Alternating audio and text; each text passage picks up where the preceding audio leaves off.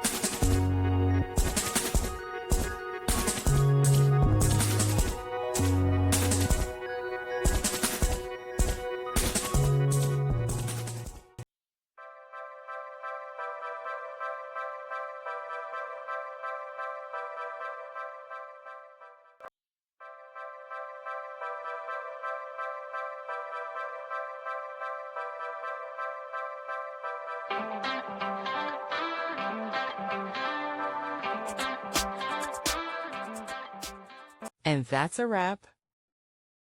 I hope you found the answer you were looking for. If you did, take a second to hit that subscribe button. It really helps out. And let me know in the comments which solution worked best for you. See you next time in the debug zone.